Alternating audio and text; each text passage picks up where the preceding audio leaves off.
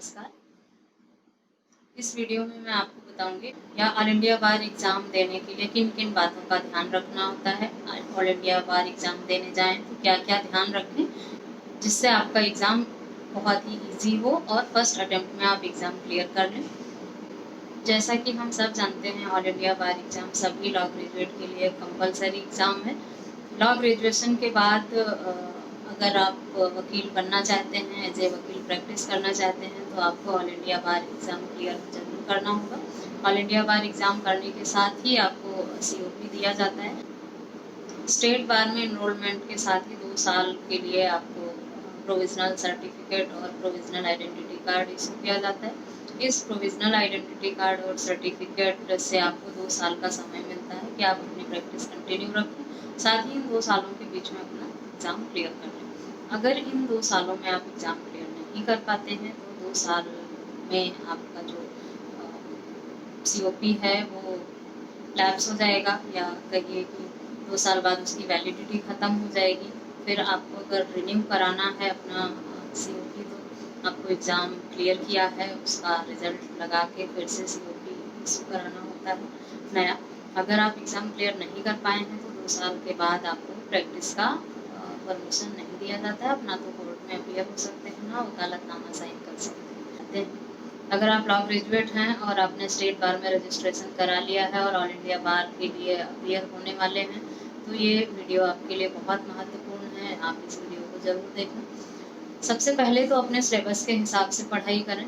जो सिलेबस दिया गया है ऑल इंडिया बार एग्ज़ाम का, उसके हिसाब से पढ़ाई कर लें। ये बहुत ही कंपलसरी है, क्योंकि आप एक्स्ट्रा कुछ भी पढ़ लें, अगर एग्ज़ाम में जो आने वाला है वो आपने नहीं पढ़ा है तो आपके लिए एग्ज़ाम पास करना बहुत मुश्किल हो जाएगा। साथ ही साथ ऑल इंडिया बार एग्ज़ाम देने जाते हैं तो बेवजह की फालतू की बहुत सारी बुक्स, बहुत सारे अननेसेसरी की बुक्स मैंने देखे हैं बहुत लोगों को तैयारी करते हुए, और एग्ज़ाम में जाने से पहले लोग इतने बड़े बड़े बैग भर भर के बुक्स ले जाते हैं। वहाँ पे 50 की संख्या में बुक लेके गए। लेकिन आप ये सोचिए कि 3 घंटे का समय मिलता है। 3 घंटे में आपको अपने 100 क्वेश्चन पढ़ने भी हैं, उनको अटेम्प्ट भी करने हैं। सारे क्वेश्चन पढ़ने हैं, अटेम्प्ट करने हैं, आंसर शीट भरनी है, और साथ ही अपनी स्टूडेंट डिटेल भी भरनी है। पूरा पेपर एक बार फिर से चेक करना है, पढ़ना है। 3 घंटों में क्या क्या करेंगे आप? 3 घंटे हैं आपके पास, आप क्या 10, 20 या 50 बुक्स जो लेके गए हैं, 3 घंटे में उतनी सारी बुक्स पलट के आंसर ढूंढ पाएंगे? तो इतनी बुक्स ले जाने का क्या मतलब है?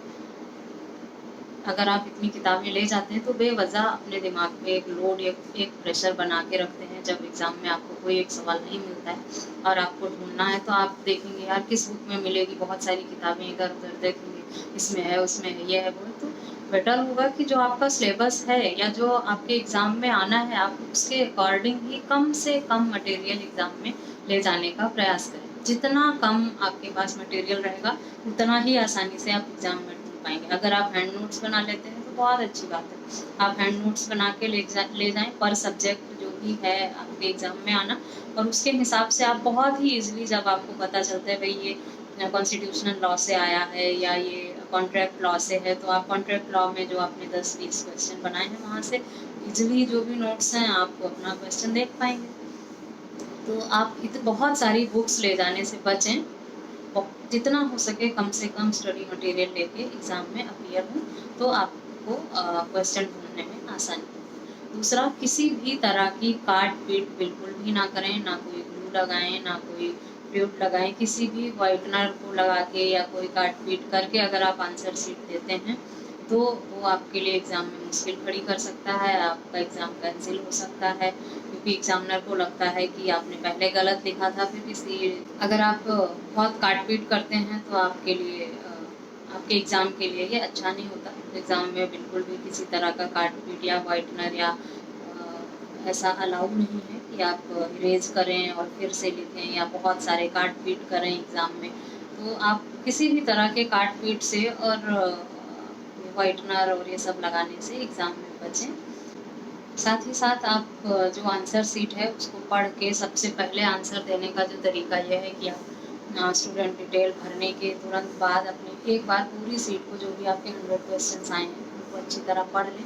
उसमें से जो जो क्वेश्चन आपको आते हैं वो सबसे पहले उनको अटेम्प्ट करें, क्वेश्चन को फिल कर लें।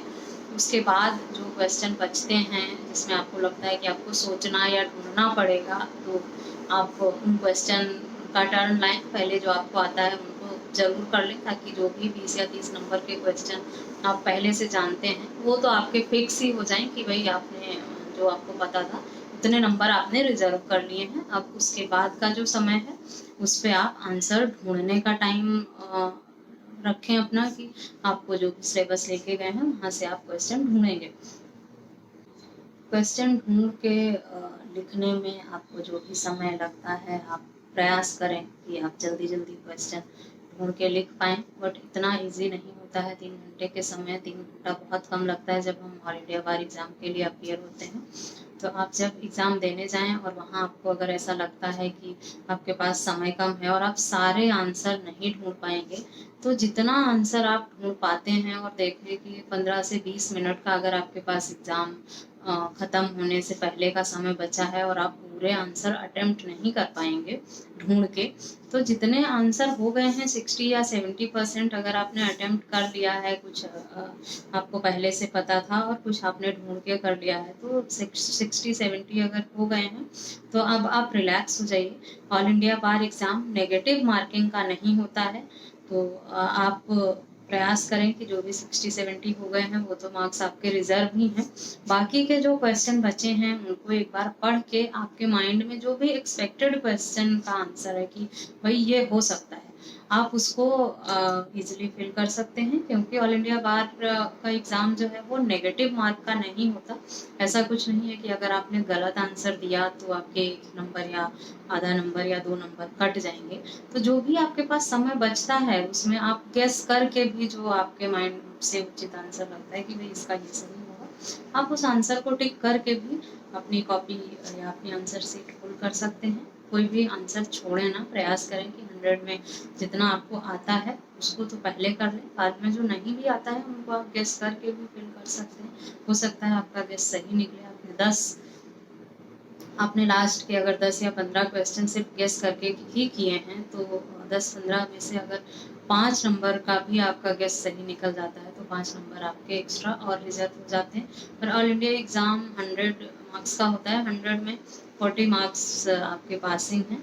40 आपका आएगा तो भी आप पास हो जाएंगे, 50, 60, 70, 80 भी आएगा तो भी आप पास ही होंगे। इसमें कोई रैंकिंग नहीं बनती है कि फर्स्ट, सेकंड, थर्ड या टॉप किया है आपने या कुछ।